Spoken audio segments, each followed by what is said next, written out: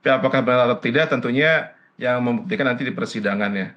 Jadi artinya kriminalisasi itu adalah ketika menuduh orang tanpa bukti, menuduh orang tanpa persangkaan yang tepat, tak ada deliknya, tak ada dasar hukumnya, tak ada tujuannya untuk sekedar mematikan karir yang bersangkutan atau memberhentikan yang bersangkutan atau membuat malu, mencoreng nama baiknya, itu kriminalisasi. Tapi kalau memang barang buktinya ada, alat buktinya ada, semuanya ada, deliknya ada, saksi ada, itu bukan kriminalisasi.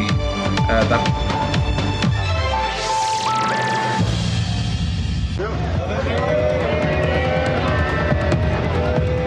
Karena memang dalam kerangka koordinasi dan supervisi, KPK tentunya terbuka untuk memberikan dukungan, untuk memberikan bantuan dalam proses-proses penyidikan perkara ini.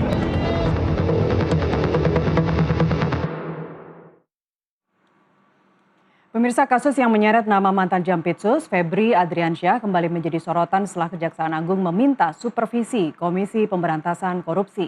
Di tengah pemeriksaan yang berlangsung tertutup dan munculnya desakan agar perkara ini ditangani secara transparan, publik kini menunggu kejelasan sejauh mana kasus ini akan diusut dan apakah KPK perlu mengambil alih penanganannya. Kita akan membahasnya bersama Komisioner Komisi Kejaksaan Nur Rohman dan Koordinator Masyarakat Anti Korupsi Indonesia atau MAKI Boyamin Saiman dan juga Guru Besar Fakultas Hukum Universitas Indonesia Profesor Heru Susetyo. Sebelum diskusi, mari kita simak terlebih dahulu grafis berikut ini.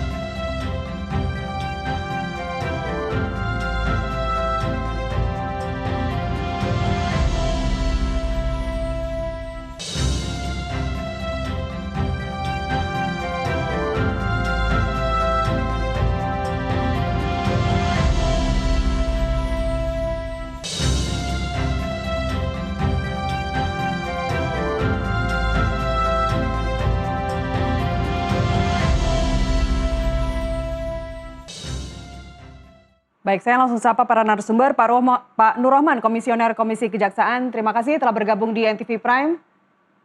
Terima kasih, selamat sore. Baik, selamat sore, terima kasih. Kemudian Mas Boyamin Saiman, Koordinator MAKI, apa kabar Mas Boyamin? Baik, Mbak Nasiti dan seluruh pemirsa NTV. Ya, dan Profesor Heru Susetyo, Guru Besar Fakultas Hukum Universitas Indonesia. Terima kasih telah hadir di NTV Prime, Prof. ya, makasih. Selamat sore. Baik, terima Mbak kasih Nasdem, juga Bapak-Bapak. Bapak Ibu Saya ingin sekalian. mulai dulu ke Mas Boyamin ya. Mas, ini apa yang Anda simpulkan ya? Diperiksa di Kejagung setelah sebelumnya mangkir, kemudian keluar tanpa borgol, tanpa rompi pink, sekitar hampir tengah malam tadi malam itu, dan akhirnya menuju rutan KPK, bukan rutan Kejagung. Anda melihat ini menunjukkan ada perlakuan khususkah dalam kasus FA? Ya, ada dua sisi sebenarnya Mbak Nasiti. Satu sisi sebenarnya saya memberikan apresiasi, cepat langsung ditahan. Kalau ini mohon maaf kalau ditangani kepolisian belum tentu ditahan sekarang ini. Kedua, bahwa sprindik yang diterbitkan itu adalah produk dari Kejaksaan Agung sendiri penyidiknya. Ya. Terus kemudian diperiksa saksi pagi, sore tersangka, malam ditahan. Itu sesuatu yang sebenarnya satu sisi itu kita apresiasi karena apapun ini cepat gitu. Tapi ya kemudian ada minusnya itu loh. Kenapa gitu aja kok ya dan tidak dikenakan borgol itu aja sih. Tapi memang ya tidak terlalu substansi karena apa? Perawatan tahanan itu kan sebenarnya dipindahkan dari satu tempat ke tempat yang lain. Nyatanya kan berhasil dipindahkan ke rutan KPK.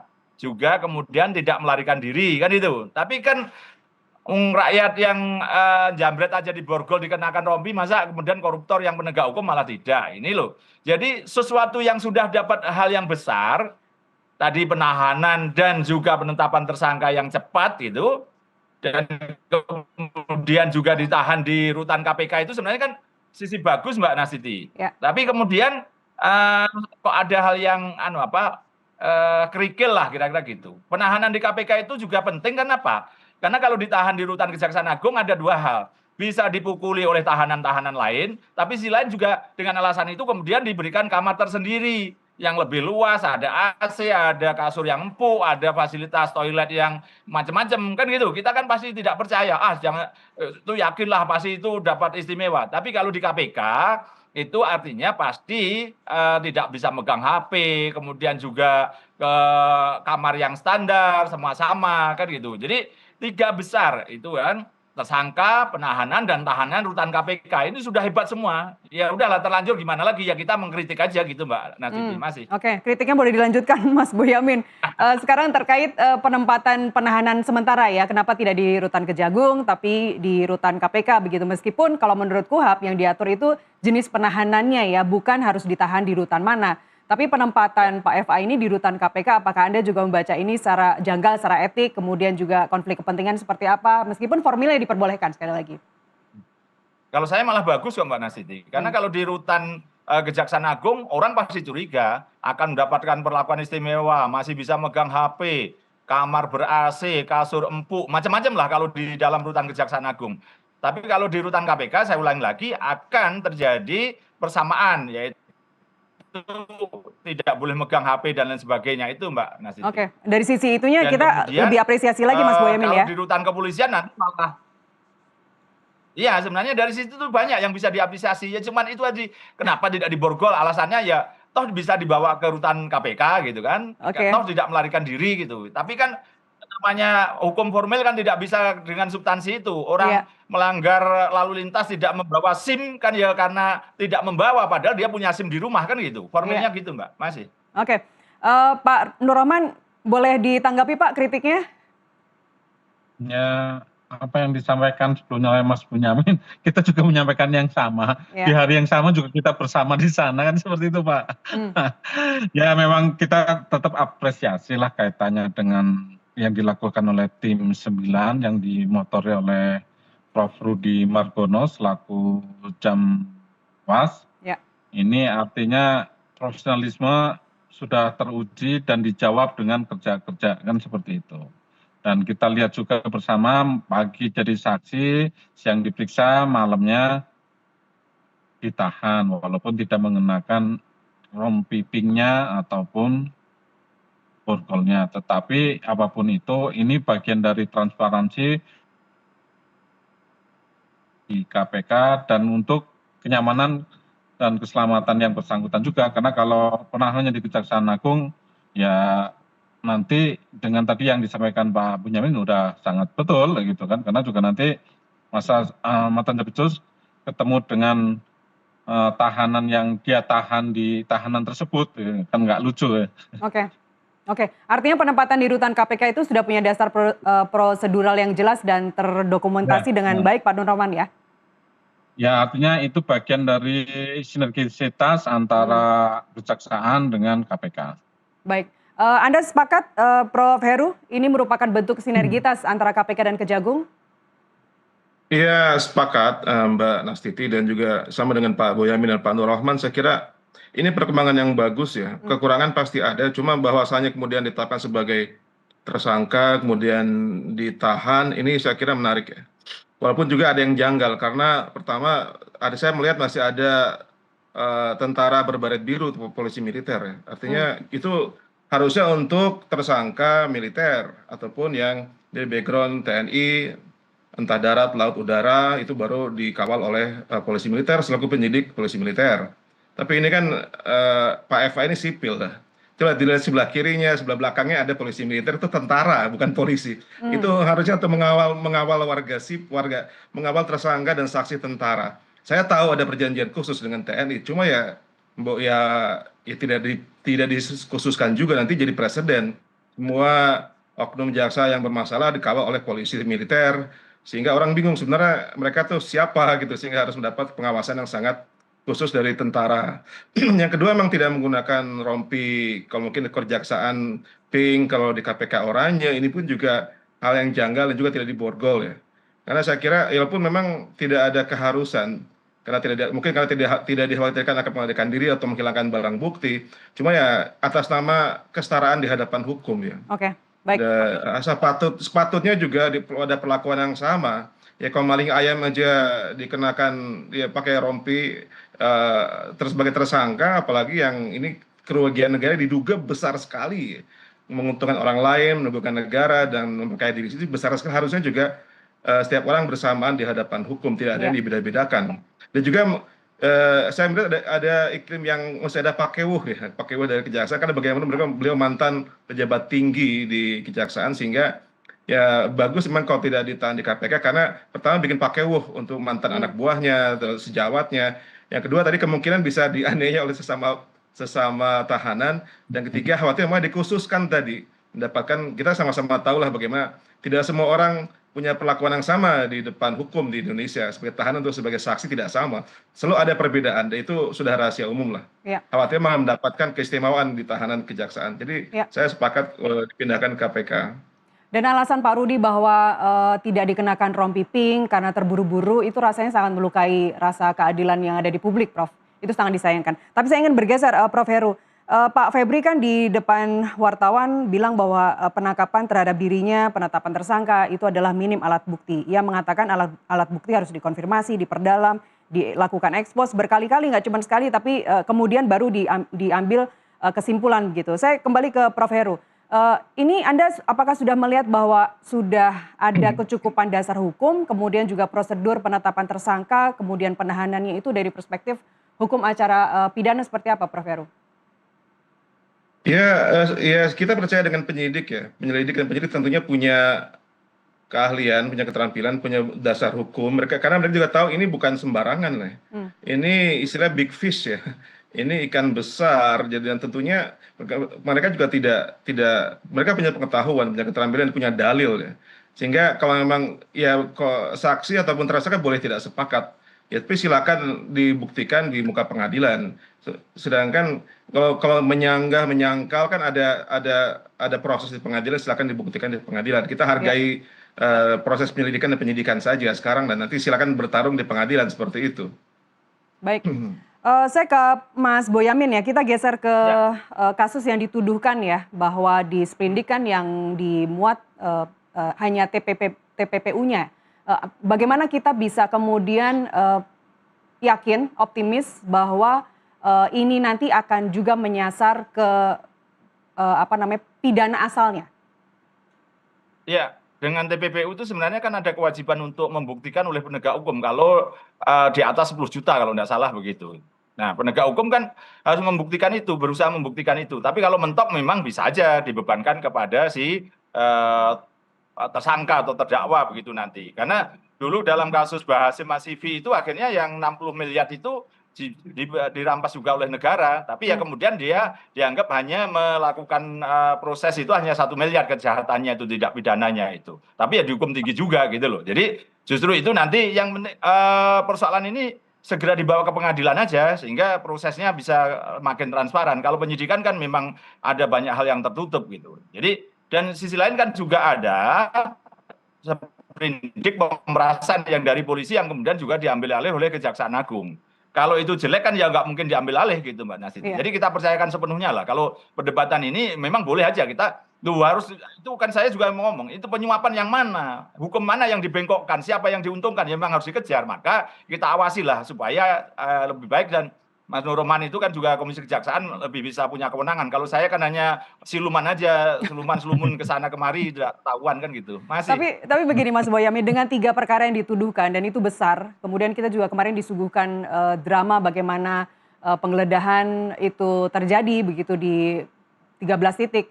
Apakah Anda masih melihat bahwa KPK di sini masih masuk akal begitu kalau hanya duduk di posisi supervisi dan tidak mengambil alih secara penuh? Saya akan mentertawakan itu. Saya dan kawan-kawan melaporkan ini sudah pertengahan 2024, mereka no respon, kemudian diajak supervisi di Polda aja kabur, mau apa lagi gitu kan? Ya udahlah, biar teman Kejaksaan Agung aja lah. Kejaksaan Agung hebat menangani korupsi di lembaga lain, sekarang kita uji apakah hebat di lembaganya sendiri. Makasih, itu aja Mbak Nasiti. Baik. Pak Nur Rahman boleh ditambahkan Pak, kalau kita logikanya begini ya, makin banyak perkara yang dituduhkan, bukankah harusnya semakin kuat alasan konflik kepentingan kalau penanganannya tetap dilakukan oleh Kejagung? Ya, kaitannya dengan tuduhan ataupun penyidikannya kan sebenarnya ada 4 ya, sprindiknya ada 4, yang terakhir memang TPPU. Kalau yang 3 itu kan tindak lanjut sprindik dari polisian yang diteliti dari nomor 43 nyampe ke 44, 45, kemudian diterbitkan nomor 03 yang katanya TPPU. Sebenarnya dari awal proses penyidikan di kepolisian juga sudah alat buktinya cukup banyak, kemudian diserahkan kepada jaksa penyidik, tinggal di assessment administrasinya, sehingga dalam 2 minggu mereka bekerja bisa melakukan tindak lanjut hingga terakhir terupdate itu ke penahanan. Terakhir itu ke penahanan, baik. Jadi sudah tidak ada yang diragukan dalam penanganan sampai titik ini, Pak Nur Rahman? Ya, ketika kami melakukan pemantauan di 2 hari kemarin, di hari Rabu dan Jumat, kami juga mempertanyakan sedikit ya, nggak masuk ke pokok perkara, tetapi kita optimis dari materi-materi yang ada sudah cukup kuat sehingga layak jaksa penyidik melakukan penahanan. Kenapa melakukan penahanan ini kan nanti berarti ke depan ada limitasi di proses penyidikan agar si tersangka ini tidak sampai bebas demi hukum. Baik. Prof. Heru, kalau kita bicara asas nemo judex in causa sua, apakah relevan menilai perkara ini atau sebenarnya asas itu terbatas pada hakim yang mengadili bukan penyidik dan penuntut nantinya di persidangan? Ya, semuanya punya hak ya, artinya aparat ini kan kerjanya sinergis ya, baik sejak polisi atau KPK, kejaksaan, kepolisian semua punya hak untuk ada judgement ya, ada diskresi, ada judgement, mereka punya hak untuk melakukan penilaian dan juga melakukan sesuai dengan tupoksi masing-masing ya.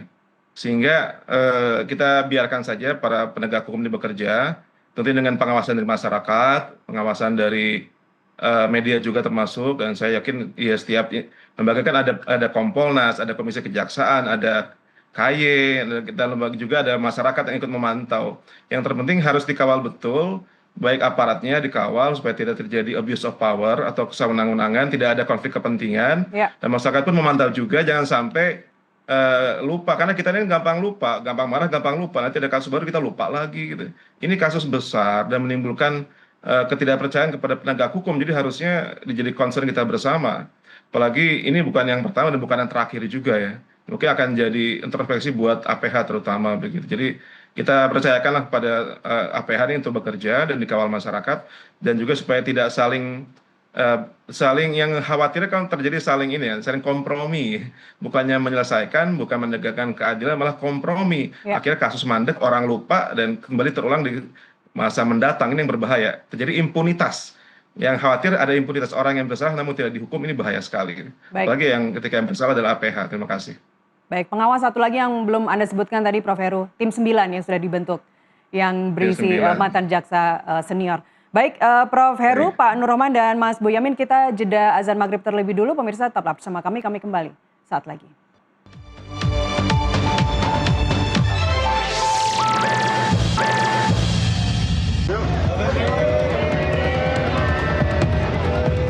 Karena memang dalam kerangka koordinasi dan supervisi, KPK tentunya terbuka untuk memberikan dukungan, untuk memberikan bantuan dalam proses-proses penyidikan perkara ini.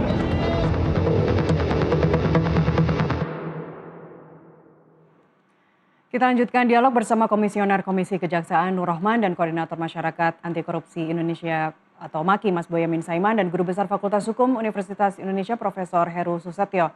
Saya ke Pak Nur Rahman, dalam pertemuan Komjak dengan Kejagung pada 22 Juli, apakah ada temuan spesifik Pak soal independensi tim 9 atau baru sebatas pemantauan administratif saja?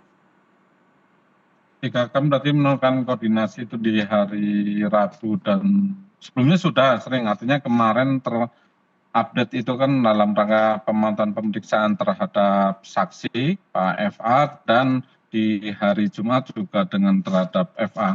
Dengan tim 9 ini kan tim yang dibentuk khusus untuk penanganan perkara FA, walaupun sudah ada secara definitif Jampitsus ya Pak Gun tadi. Namun demikian untuk sinergisitas antara kejaksaan dengan yang lain-lainnya penyelesaian perkara, sehingga penyidikan perkara FA ini tetap di tim 9 yang dimotori oleh Pak Jambas, Pak Prof. Rudi Margono. Itu artinya bagian dari bentuk menghindari konflik kepentingan dan independensi. Baik, sejauh ini apakah ada indikator atau apa indikator yang dipakai oleh Komjak untuk menilai tim 9 ini bekerja independen dan bukan hanya formal independen? Ya, kita melihatnya sesuai dengan aturan hukum yang berlaku maupun SOP-SOP yang berlaku di kejaksaan. Parameternya demikian. Baik, apakah terkait dengan sebelumnya, pemeriksaan sebelumnya yang ketika Pak FA memakai alasan mangkir karena kesehatan, kemudian akhirnya bisa menjalin pemeriksaan dan tadi malam penahanan, apakah itu sudah diperoleh penjelasannya kepada Komjak?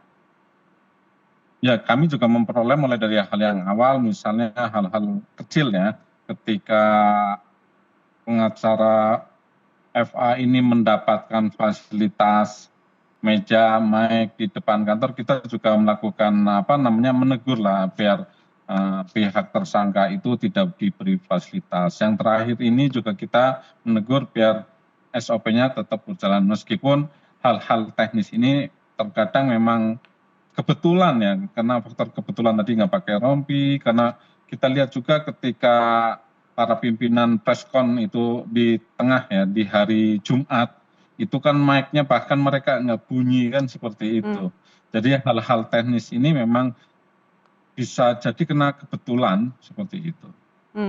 Jadi kesimpulan Anda itu bisa jadi hanya kebetulan saja ya, bukan sesuatu yang disengaja? Ya, Baik, betul. baik. Saya ke Prof. Heru. Prof, dalam perkara TPPU, Prof, karena ini yang disangkakan, begitu sejauh mana penyidik wajib membuktikan tindak pidana asal sejak dari tahap penyidikan, kemudian penetapan tersangka, dan bukan hanya saat nanti pembuktian di persidangannya? Ya, artinya untuk menetapkan tersangka kan juga ada hukum acara pidananya ya. Ya sudah kita dan sekarang kan di bawah rezim KUHP yang baru yang berlaku sejak awal tahun ini, diketok November tahun lalu, itu juga hukum acara lebih lengkap ketimbang KUHP tahun 81 yang sekarang lebih lengkap dan lebih luas ya.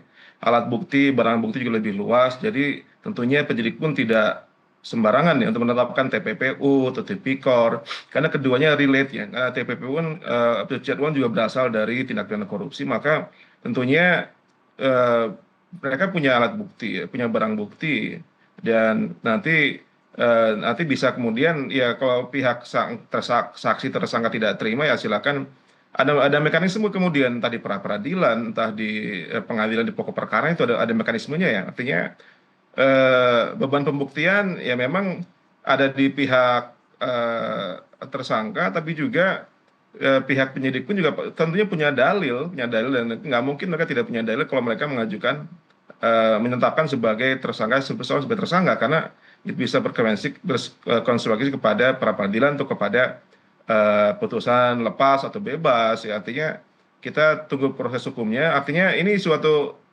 proses yang bagus ya. Artinya dengan jadi tersangka walaupun ada kekurangan kita apresiasi lah pihak penyidik, ditahan di KPK juga kita apresiasi, dan semoga ke depannya tetap dikawal, karena kadang-kadang orang hanya ingat di depan, di tengah-tengah lupa, di ujung lupa, ketika proses penahanan pun dan penjaraan juga lupa, sehingga orang tidak pantau kapan gimana proses perkaranya, berapa lama korban mendapatkan PB atau tidak, atau tiba-tiba sudah keluar, orang nggak tahu kadang-kadang karena tidak ada transparansi dan juga jarang yang mengawal ketika proses pemidanaan. Nah, ramainya kan ketika penangkapan, penyidikan, pengadilan, setelah itu lupa. Jadi tetap harus kita pantau ya. Dan yang berkewajiban membuktikan ya sekarang KUHP sudah lebih lengkap dibandingkan KUHP yang lama, dan alat bukti semakin banyak ya, tidak sekedar surat dokumen tapi juga ada alat bukti ya yang digital, elektronik dan sebagainya. Itu jadi saya kira penyidik, kita apresiasi penyidik dan penasihat hukum dan juga hakim yang akan nanti memeriksa, juga JPU dan Rasanya sulit untuk lupa ya Prof, kalau ada di depan kita disuguhkan pemandangan 74 kg emas, kemudian juga ada 1,5 triliun miliar uang dalam cash begitu. Pertanyaan saya begini, jenis bukti apa yang sudah disimpan oleh penyidik yang masih paling menentukan, yang paling menentukan dari alat-alat bukti yang sudah disimpan begitu? Apakah aliran dana, kepemilikan manfaat, hubungan dengan predicate crime-nya, dengan korupsi tindakan pidana asalnya? Tidak semua TPPU itu dengan aliran dana ya. Karena tersangka juga cukup pintar karena kalau menggunakan aliran dana kan gampang di trace oleh PPATK dan oleh jadi makanya mungkin kalau kita melihat tumpukan emas, kemudian uang cash, baik terutama yang disukai kan cash yang besar nilainya seperti euro, Eropa ataupun Singapura sampai USA. Jadi karena ya uangnya sedikit cuma nilainya besar, uang rupiah kan terlalu banyak. Jadi saya melihat ini pun ketika uang disimpan dalam jumlah besar, ini mencurigakan. Kalau memang harta yang halal, ya disimpan sebagai deposito, oke, itu sebagai tabungan, itu kan legal dan biasa. Tapi ketika jadi uang kertas dalam jumlah banyak, apalagi jadi emas di tempat yang tersembunyi, di rumah yang tak terdaftar di LHKPN, memang mencurigakan. Ya. Terus orang yang awam pun tahu ini aneh gitu. Artinya tidak dilaporkan di LHKPN juga, ini aneh. Jadi itu orang awam pun bisa berpikir ada yang aneh dengan kasus ini, ya, dengan kecurigaan TPPU. Masa kemudian bagaimana menghubungkan dengan di Tipikora di mana? Apakah dengan kasus PLTN, PTO Batubara, Bukit Asa, apa dengan kasus Asabri atau dengan kasus lainnya itu ya tugas dari penyidik dan juga nanti tersangka punya hak juga untuk membela diri ya di persidangan. Ya. Dan dengan kita melihat arah perkara ini berkuat di TPPU-nya, Prof, apakah ini menunjukkan bahwa penyidik sebenarnya memang lebih dulu berhasil menelusuri asetnya, tapi sebenarnya belum cukup kuat untuk membuktikan tindakan korupsi pokoknya, pidana pokoknya? Karena tidak semua dilaporkan ke media juga ya. Ini kan ada yang bagian dari teknik penyidikan dan teknik penuntutan. Tidak semua dilaporkan. Apalagi ini kan belum mulai, persidangan belum mulai ya. Artinya tidak semua dilaporkan ke publik juga. Kita belum bisa men-trace semuanya karena ini sifatnya masih rahasia. Tentunya mereka punya senjata pamungkas yang bisa ditampilkan hanya di persidangan gitu. Karena masih prematur. Tentunya mereka juga tidak semua harus disampaikan pada publik. Ada yang tetap dijaga kerahasiaannya karena bagian dari surat dakwaan atau penuntutan dan sebagainya. Jadi kita tunggu saja proses selanjutnya gitu. Kita jangan dulu berasumsi bahwa telah terjadi abuse of power dan sebagainya. Kita tunggu di pengadilan gitu. Ya. Pak Nur Rohman, apakah Komjak menemukan hambatan dalam penelusuran aset khususnya terkait emas 74 kg, kemudian juga uang ratusan miliar, hampir setengah T ya. Atau Anda melihat sejauh ini prosesnya sudah berjalan dengan mulus? Ya, prosesnya sejauh ini cukup baik dan kita optimis. Sebenarnya kemarin juga mendapatkan gambaran sekilas tentang penanganan perkara tersebut. Perkara ini perkara yang sederhana sebenarnya, tinggal nanti betul tadi disampaikan oleh Pak Prof bahwa tidak mungkin semuanya disampaikan ke publik, ini bagian dari strategi penyidikan, nanti tetap tadi kita kawal bersama-sama. Kita harus diperkuat adalah pengawasan eksternal, biar tidak terjadi kompromi.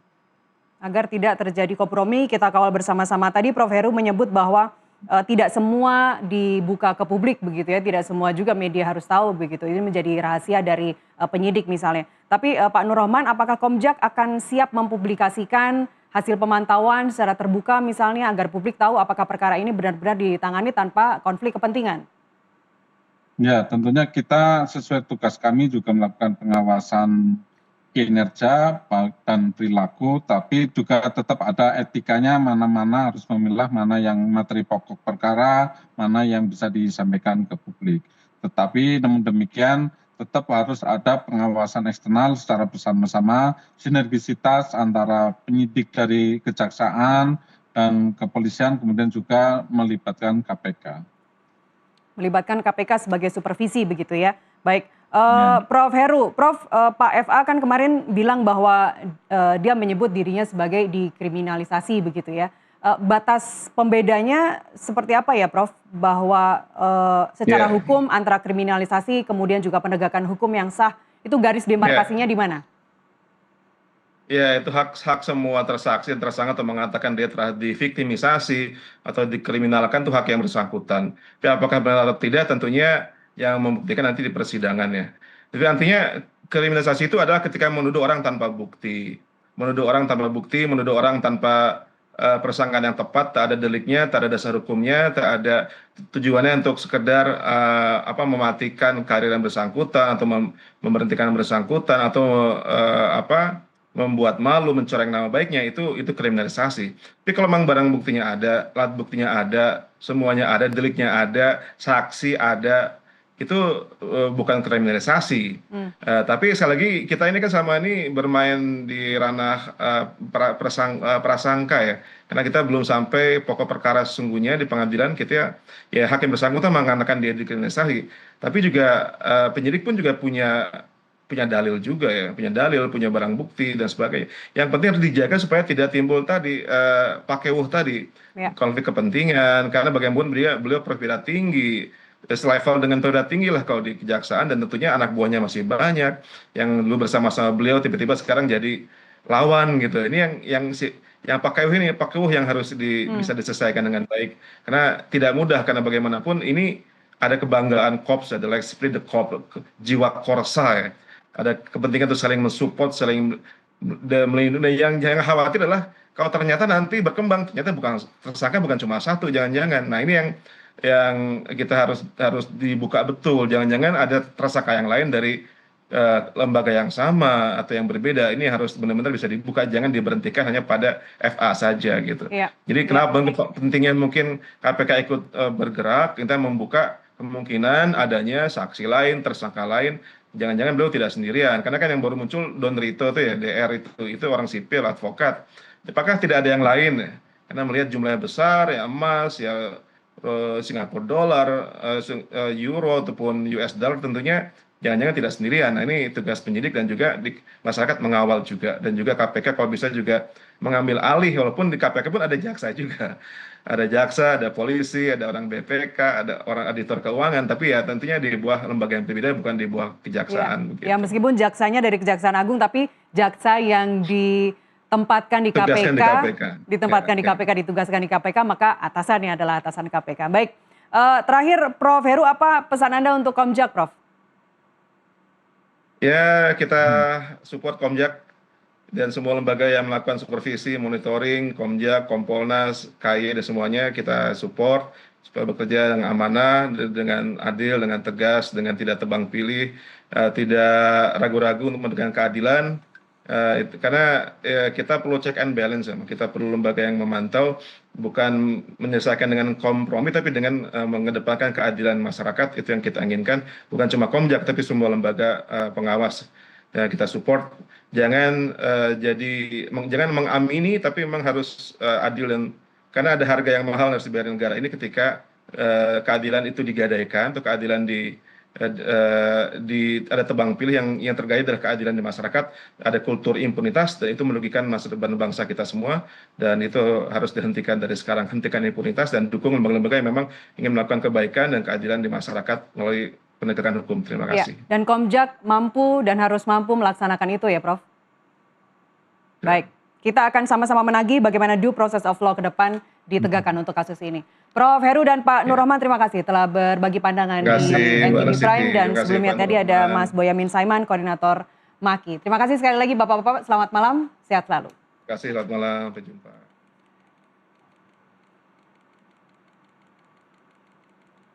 Ya, kita akan jeda terlebih dahulu pemirsa, saat lagi masih ada NTV Prime, masih akan kembali dengan informasi lainnya.